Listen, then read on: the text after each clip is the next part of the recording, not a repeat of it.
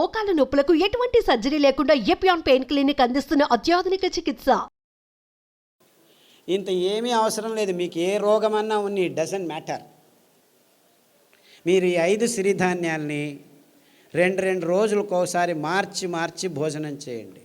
అంటే 2 రోజులు అరికలు తినాలి, 2 రోజులు సామెలు తినాలి, 2 రోజులు ఊదులు తినాలి, 2 రోజులు అండుకూరలు, 2 రోజులు కూరలు, మళ్ళా సైకిల్.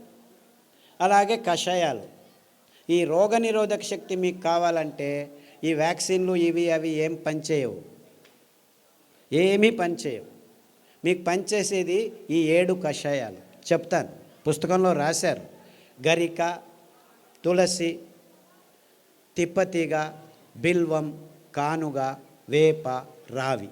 ఈ 7 ఆకుల కషాయాల్ని 4 రోజులు, గరిక 4 రోజులు, తిప్పతీగ 4 రోజులు, తులసి 4 రోజులు, బిల్వం 4 రోజులు, కానుగ 4 రోజులు, 4 రోజులు వేప, 4 రోజులు రావి కషాయాలు తాగితే మీకు 2 సంవత్సరాలు డెంగ్యూ రాదు, పంగు రాదు, H5 రాదు, N1 రాదు, పంగు, జింక, పుంక, నీఫా, గీఫా, ఈ రోగాలన్నీ మీ దగ్గరికి రావు, గ్యారంటీ. దీనికి ఏమైనా ఖర్చు పెట్టాలా మీరు? కానగాకు దొరుకుతుంది, తిప్పతీగ దొరుకుతుంది, వేపాకు దొరుకుతుంది, రావేకు దొరుకుతుంది, ఇంకా అన్ని చోట్ల నేను చెప్పేటివన్నీ దొరుకుతూనే ఉన్నాయి. మన అదృష్టం. ఒక్క పైసా ఒక్కరూ ఖర్చు పెట్టాల్సిన పని లేదు. ఆకులు తెచ్చుకోండి, బాగా కడగండి. ఏ దానిలతో కడుగుతారు? ఏ నీళ్ళతో కడుగుతారో ఆర్వో వాటర్తో కడగండి. రాగి ప్లేట్ ఉంచినా మట్టి కుండలో ఉన్న నీళ్ళతో కడగండి, స్ట్రక్చర్డ్ వాటర్తో కడగండి. అర్థమైందా? ఆ నీళ్ళతో కడిగి ఆ నీళ్ళతోనే కషాయం చేసుకొని, కావాలంటే తాటి బెల్లం, చెరుకు బెల్లం వేసుకోవద్దండి, గ్లూకోజ్ ఎక్కువ ఉంటుంది. తాటి బెల్లంలో ఫ్రక్టోజ్ ఎక్కువ ఉంటుంది, ఏమీ ఇబ్బంది లేదు.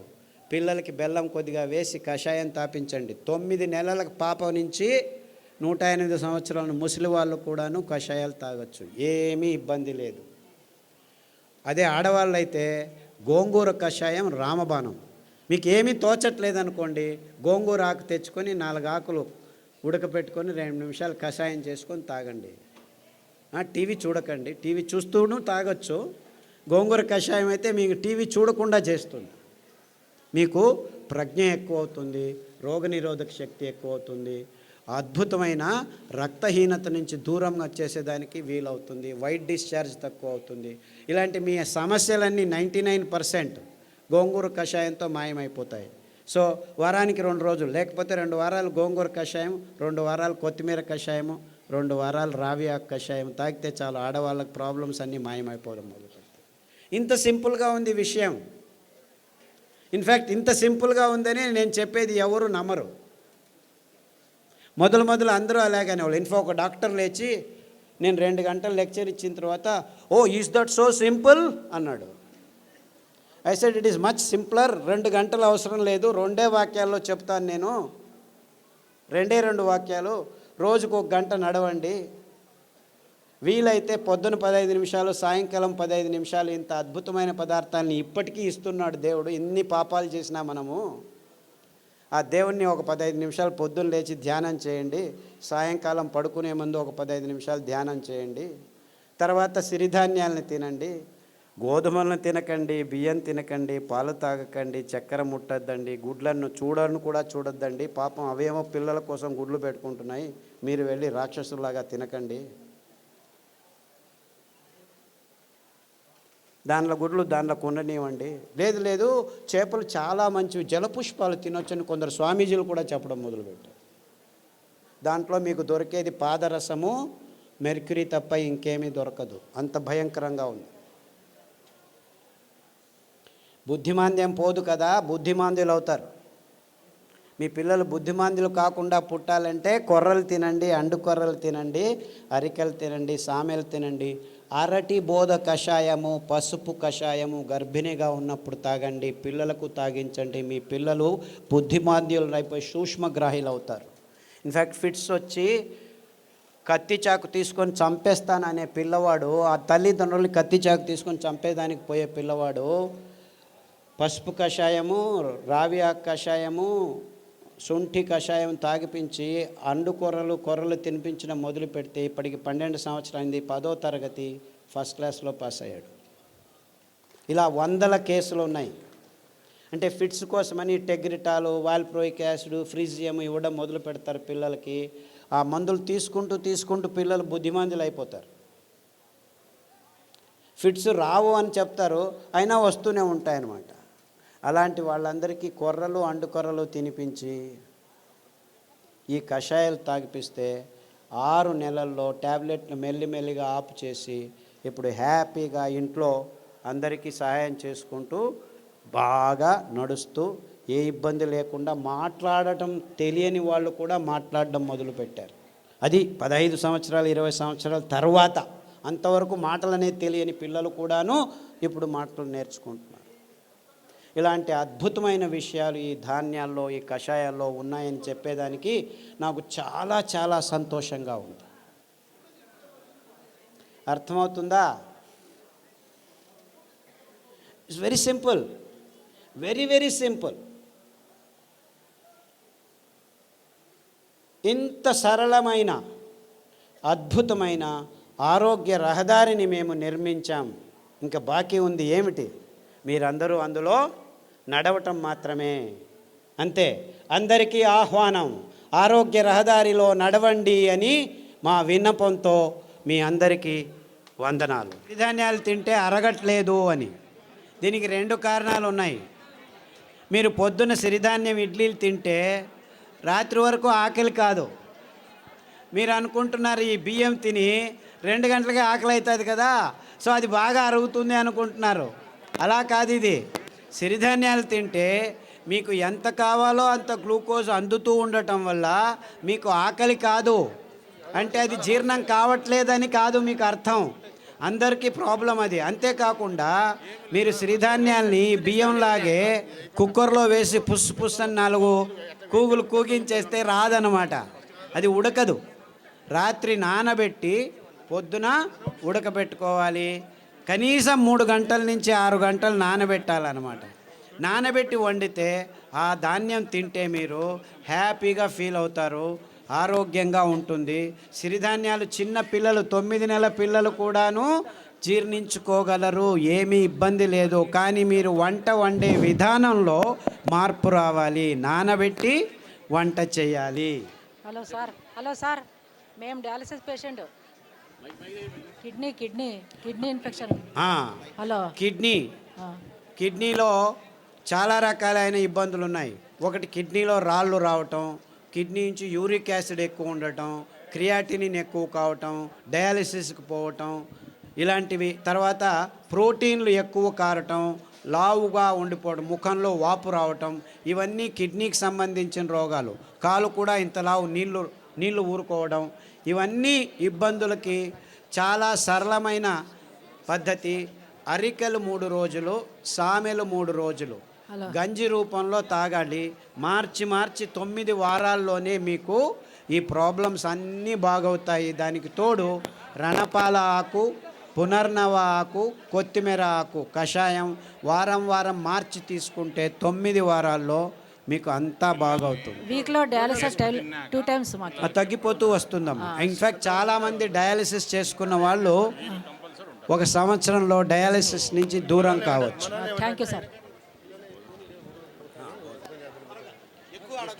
అండుకొర్రలు, బోధకాలు రోగం ఉన్న వాళ్ళు అండుకొర్రలు ఒక 3-4 సంవత్సరాలు తింటే బోధకాలు మెల్లిగా బాగవుతూ వస్తుంది. దానికి తోడు జామ ఆకు కషాయం, రావి ఆకు కషాయం, సాదాపాకు ఆకు కషాయం తాగాలి. బోధకాలు ఉన్న వాళ్ళకి అండుకొర్రలు 3 రోజులు, మిగిలిన ధాన్యాలు 4 ఒక్కొక్క రోజు తినాలి. సార్ నమస్కారం అండి. సార్ ఇక్కడ సార్ ఇటుపక్క సార్ చెప్పండి సార్. నా భార్యకి 4 సంవత్సరాల నుంచి ఒక వ్యాధి ఉన్నదండి. ఆమె ఉదయం పూట్ల సరిగా పండుకోదండి. రాత్రి పూట పడుకున్న తర్వాత మళ్ళీ తెల్లవారుజామున లేదండి. ఆ రాత్రి తెల్లవారుజామున అట్లా 2 రోజుల వరకు అలాగనే నిద్రపోతుందండి.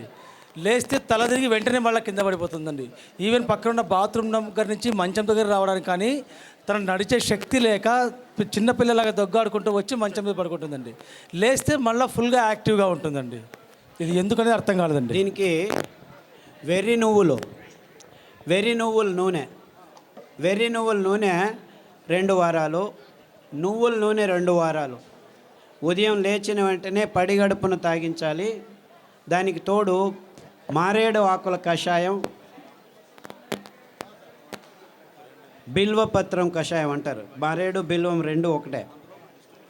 గరిక కషాయం, పసుపు కషాయం, సాదాపాకు కషాయం వారం వారం మార్చి తాగించండి. అండుకొర్రలు 3 రోజులు, మిగిలిన ధాన్యం ఒక్కొక్క రోజు. ఇలా తినిపిస్తే 6 వారాల్లోనే తేడా కనిపిస్తుంది. 6 weeks all that it takes. 6 నెలల్లో పూర్తిగా బాగవుతుంది. రక్తపు క్యాన్సరు, గర్భకోశం క్యాన్సరు, మెదడు క్యాన్సరు, ఎముకల క్యాన్సరు, ఇలా 14 రకాల క్యాన్సర్లు పుస్తకంలో పట్టీలో రాశారు. దాంట్లో ఉన్న ఆహారం, కషాయాలు వాడితే 6 వారాల్లోనే తేడా రావటం జరుగుతుంది. 6 నెలల్లో చాలా మటుకు మీకు గుణముఖులు అవుతారు. సార్ నాకు ఈ ఒట్టిగో డిజినెస్, తల తిరగడం, మళ్ళీ ఇది ఒకటి ఉంది సార్. ఇది బ్రెయిన్ కొంచెం. సాదాపాకు కషాయము, పసుపు కషాయము, అరటి బోధ కషాయము. తర్వాత ఈ వర్టిగో ఉన్నవాళ్ళు చాలామందికి ఈ తంబాకు అంటే పొగాకు, సిగరెట్లు కానీ ఈ లోపల నోట్లో పెట్టుకోవడం కానీ అలవాటు ఉన్న వాళ్ళకి ఈ వర్టిగో ఎక్కువగా ఉంటుంది.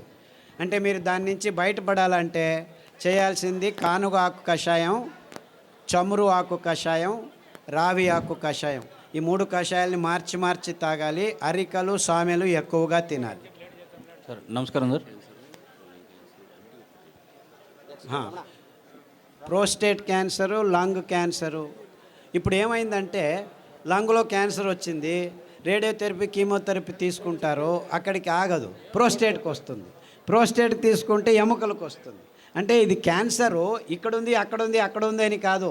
క్యాన్సర్ మొత్తం దేహంలో ఉంది, ఒక్కొక్కసారి ఒక్కొక్క చోట బయటపడుతుంది అని అది అర్థం చేసుకోవాలి. కాబట్టి అన్ని క్యాన్సర్లకు మూలం ఒకటే. అందువల్ల మీరు పారిజాతము, రావి ఆకు, జామాకు కషాయాలు అన్ని క్యాన్సర్లకు బేస్గా ఉండాలి. ఈ 5 ధాన్యాల్ని 2 రోజులు తినడం మొదలు పెట్టండి. 6 వారాల నుంచి 6 నెలల్లో మీకు గుణముఖుడవడం మొదలు పెడతారు. 2 సంవత్సరాల్లో పూర్తి క్యాన్సర్ మీ దేహం నుంచి బయటపడిపోతుంది. ఏమీ ఇబ్బందులు ఉండకుండా జరుగుతుంది. బ్రెయిన్ స్ట్రెంగ్తింగ్ చేసి అదే చెప్పాను కదా, సదాగా సాదాపాకు, పసుపు కషాయాలన్నీ ఈ నర దౌర్బల్యానికి జరిగినదానికి. తర్వాత నువ్వుల నూనె, వెర్రి నువ్వుల నూనె తాగండి. ఐబిఎస్ పుస్తకంలో రాసాము. ఐబిఎస్, క్రాన్స్ డిసీజు, కొల్లైటిస్ ఇవన్నీను లిస్ట్ చేశాము. పుస్తకంలో పట్టీలో ఉంది, గమనించి వాడండి. నమస్కారం సార్. సార్ నమస్కారం సార్. సార్ పాలు కాకుండా పాల ఉత్పత్తులు, పెరుగు, మజ్జిగ. పాలు లాక్టోబాసిల్లస్ తోడుకు పెరుగుకు వేసుకుంటే అందులో ఉన్న కెమికల్స్ అన్నీ నిర్నామం అయిపోతాయి ఫర్మెంటేషన్ వల్ల. అంతేకాకుండా మనకు పాలు, కొబ్బరి పాలు అతి అద్భుతమైన పాలు, అన్ని రోగాలను దూరం చేస్తాయి. నువ్వుల పాలు ఇంకా మంచిది, రాగి పాలు మంచిది. సో మనకు ఒక్క పాలు కాదు, కొబ్బరి పాలు అతి అద్భుతమైన పాలు. పిల్లల రోగాలన్నీ దూరం అయిపోతాయి. రోగనిరోధక శక్తి ఎక్కువ అవుతుంది, జీర్ణశక్తి బాగుంటుంది, మెదడు రోగాలు రాకుండా ఉంటాయి. సో మీరు పాలకు పర్యాయం అంటే చాలా పాలు ఉన్నాయి. కొబ్బరి పాలు, నువ్వుల పాలు, రాగుల పాలు, సజ్జల పాలు, ఇలా 4-5 రకాల పాలు. దానిలో నుంచి పెరుగు కూడా చేసుకోవచ్చు, ఏమీ ఇబ్బంది లేదు. సార్ నమస్కారం అండి. నా పేరు పూల రమణ సార్. ఈ పరిసర ప్రాంతాల్లో మాకు రాగిడి భూములు ఎక్కువ సార్. సో ఈ ప్రాంతంలో మేము ఎక్కువగా జొన్నలు పండిస్తుంటాం. జొన్నలు, రాగులు, సద్దలు పండిస్తుంటాం. వాటి గురించి కూడా మీరు కొంచెం దయచేసి వాటి వివరణ కూడా ఇవ్వాలి. పుస్తకంలో రాశారు తటస్థ ధాన్యాలని. ఎందుకు మీరు రాగులు, సజ్జలు, జొన్నలే ఇంకా పెంచుతున్నారంటే కారణం ఇంతే. ఇది చాలా టెక్నికల్ రీజను, ప్రాక్టికల్ రీజను. రాగులు, సజ్జలు, జొన్నలు నగ్న బీజాలు అంటారు. అంటే దానిల మీద కవచం ఉండదు.